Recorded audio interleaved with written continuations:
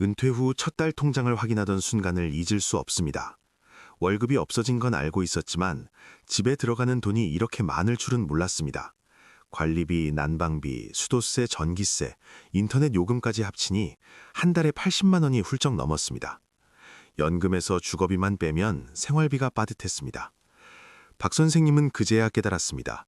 집이 자산이 아니라 짐이 될 수도 있다는 것을. 오늘은 많은 분들이 간과하지만 노후를 위협하는 숨겨진 비용에 대한 이야기를 시작하겠습니다. 박 선생님은 30년을 교직에 몸담으셨던 분입니다. 성실하게 저축하며 은퇴를 준비하셨습니다. 평생 살 집도 마련했습니다.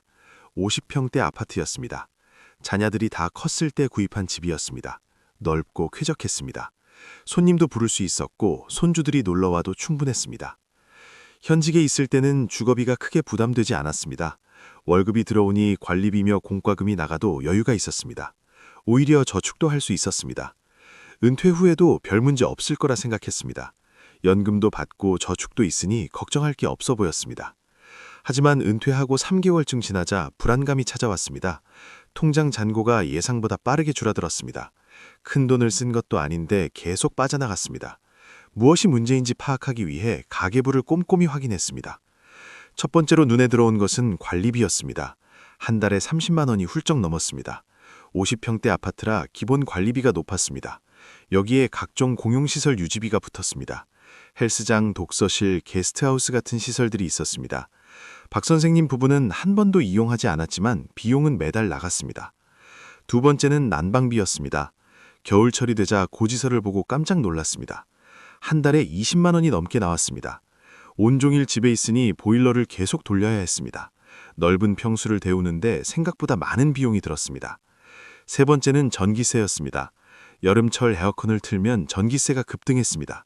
넓은 거실과 방들을 시원하게 하려면 에어컨을 여러 대 돌려야 했습니다. 한 달에 15만 원 이상 나왔습니다. 네 번째는 각종 전기 지출이었습니다. 재산세가 1년에 2번 나왔습니다. 화재보험료도 있었습니다. 케이블 방송과 인터넷 비용도 매달 빠져나갔습니다.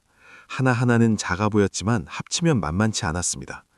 다섯 번째는 수리비였습니다. 집이 10년이 넘으니 이곳저곳 고장이 났습니다. 보일러를 수리했고 수도꼭지를 교체했고 벽지를 다시 발랐습니다. 예상하지 못한 지출이 계속 생겼습니다. 박 선생님은 계산해보고 충격을 받았습니다. 한 달 평균 주거비가 100만 원 가까이 되었습니다. 연금에서 주거비를 빼고 나면 실제 생활비로 쓸 수 있는 돈이 생각보다 적었습니다. 외식 한 번, 여행 한 번이 부담스러워졌습니다. 더 큰 문제는 앞으로였습니다. 나이가 들수록 집에 있는 시간이 늘어날 것입니다. 그러면 냉난방비는 더 올라갈 것입니다. 건물도 더 낡아가니 수리비도 증가할 것입니다. 생각만 해도 막막했습니다. 박 선생님은 고민 끝에 결단을 내렸습니다.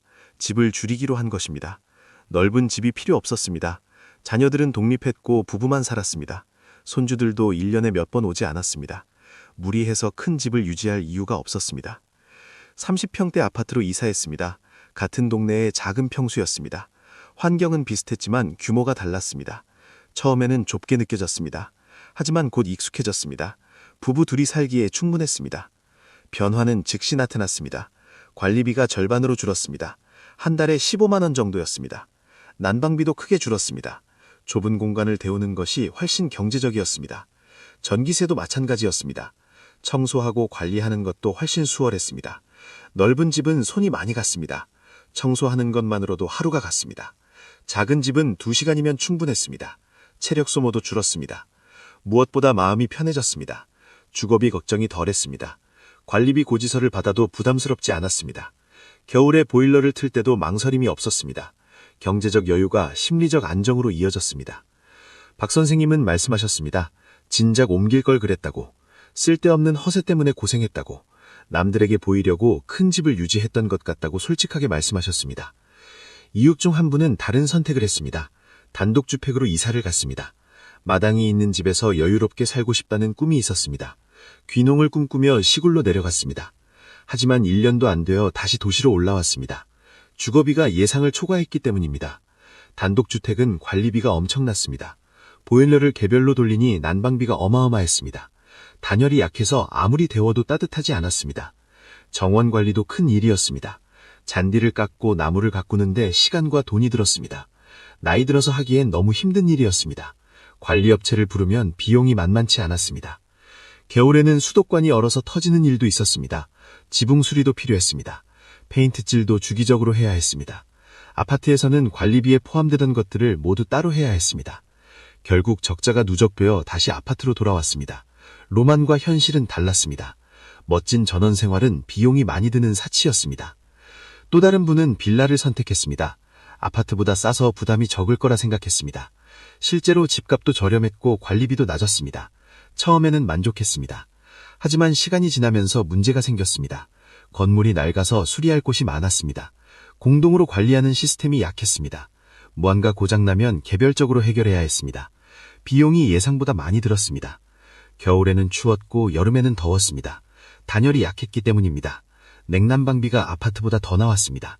결국 저렴한 게 아니었습니다. 이런 경험들을 종합해보면 답이 보입니다. 노후 주거에서 가장 중요한 것은 적정한 크기와 효율적인 관리입니다. 너무 크지도 작지도 않은 집이 좋습니다. 관리가 편한 아파트가 유리합니다. 적정 평수는 부부 기준으로 20에서 30평입니다. 방 2개면 충분합니다. 하나는 부부가 쓰고 하나는 손님방이나 서재로 합니다. 거실과 주방이 있으면 됩니다. 넓을 필요가 없습니다. 단열이 잘 된 건물을 선택해야 합니다. 신축이 아니어도 리모델링이 된 곳이면 좋습니다. 냉난방비는 장기적으로 큰 차이를 만듭니다. 초기 비용보다 유지비가 더 중요합니다. 불필요한 옵션이 많은 단지는 피해야 합니다. 호화로운 커뮤니티 시설은 관리비만 올립니다.